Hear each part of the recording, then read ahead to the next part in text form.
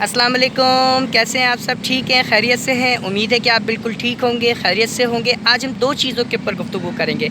پہلا یہ کہ عمران خان صاحب کی رہائی، اور دوسرا یہ کہ الیکشنز کب ہونے جا رہے ہیں۔ تو سب سے پہلے ہم عمران خان صاحب کی رہائی کے اوپر بات کر لیتے ہیں۔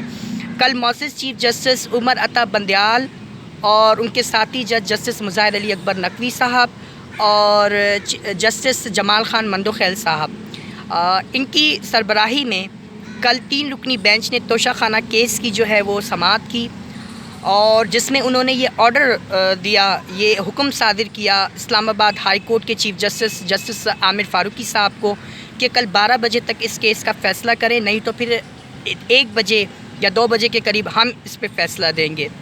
تو ایک طریقے سے سپریم کورٹ آف پاکستان نے یہ امپریشن دینے کی کوشش کی ہے کہ آج ممکن ہے یا کل ممکن ہے یا آج ممکن ہے کہ عمران خان صاحب کو توشہ خانہ کیس میں جو ہے بیل مل جائے۔ یہ کوشش ہے ایک طرف سے کہا جا سکتا ہے۔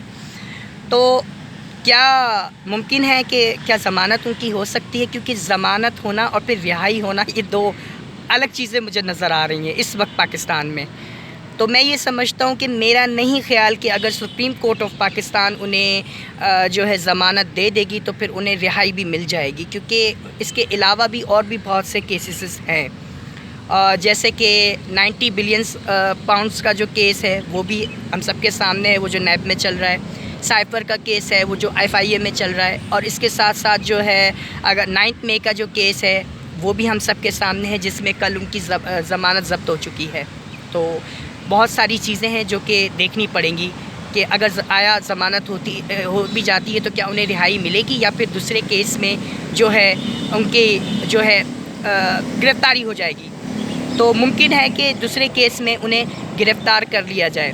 دوسرا یہ کہ پاکستان ایک ایسا ملک ہے کہ جہاں پر ابھی یہ کیس ہائی کورٹ کے اندر چل رہا ہے، لیکن مسلسل ہائی کورٹ کے معاملات میں سپریم کورٹ مداخلت کر رہی ہے۔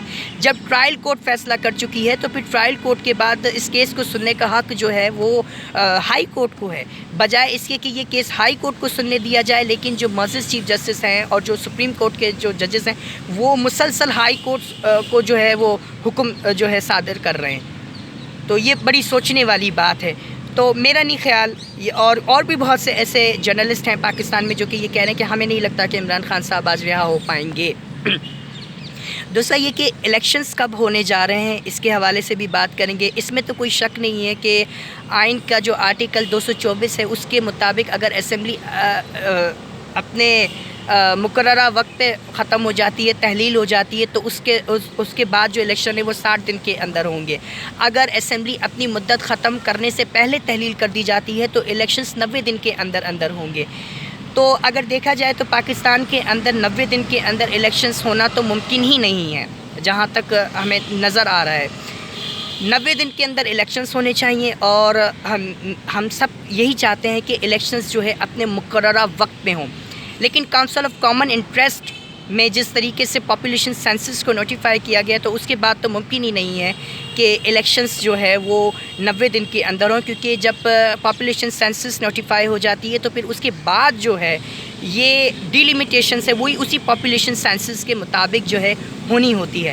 تو پاپولیشن سینسس کے بعد ڈیلیمیٹیشن ہونے میں تقریباً جو کہ الیکشن کمیشن آف پاکستان کا کہنا ہے وہ 14 دسمبر تک مکمل جو ہے کر لی جائے گی۔ تو 14 دسمبر تک یہ ہے کہ پاپولیشن سینسس مکمل ہو جائے گی، ڈیلیمیٹیشنز جو ہے وہ مکمل ہو جائے گی۔ پھر اس کے بعد ظاہر ہے پھر جو الیکشنز کا پروسیس ہوتا ہے اس کے اندر بھی 1 سے 2 مہینے لگ جاتے ہیں۔ تو میری اپنی ایک اسیسمنٹ ہے، میں یہ سمجھتا ہوں کہ الیکشنز جو ہے وہ فروری تک شاید ہو جائیں۔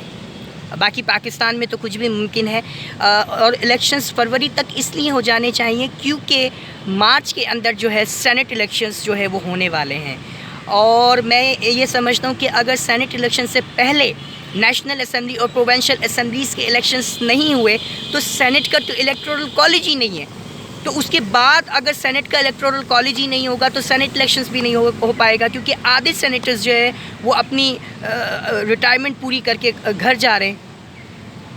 تو یہ بڑی سوچنے والی بات ہے۔ اس کے بعد پھر ملک کے اندر ایک کانسٹیٹیوشنل کرائسس جو ہے وہ پیدا ہو جائے گا، تو یہ ملک کے لیے اچھا نہیں ہے۔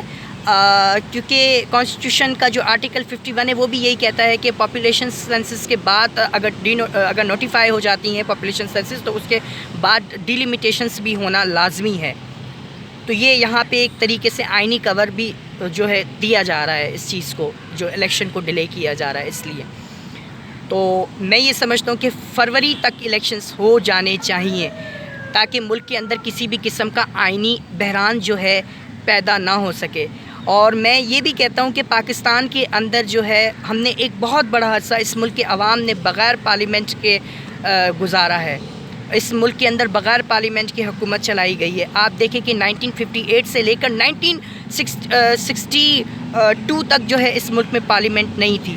آپ یہ دیکھیں کہ 1969 سے لے کر 1972 تک اس ملک میں پارلیمنٹ نہیں تھی. آپ یہ دیکھیں 1977 سے لے کر 1985 تک اس ملک کے اندر پارلیمنٹ نہیں تھی. یہاں تک کہ 1999 سے لے کر 2002 تک اس ملک کے اندر پارلیمنٹ نہیں تھی. تو ہم نے ایک بہت بڑا حصہ بغیر پارلیمنٹ کے گزارا ہے. تو پارلیمنٹ ہونی چاہیے، عوام کی منتخب نمائندے جو ہے وہ ہونے چاہیے، اور میں یہ سمجھتا ہوں کہ عوام کو یہ حق جو ہے وہ ملنا چاہیے.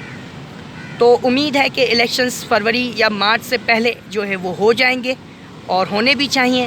نہیں تو پاکستان میں تو کچھ بھی ممکن ہے. الیکشنز اپنے مقررہ وقت پہ ہونے چاہیے.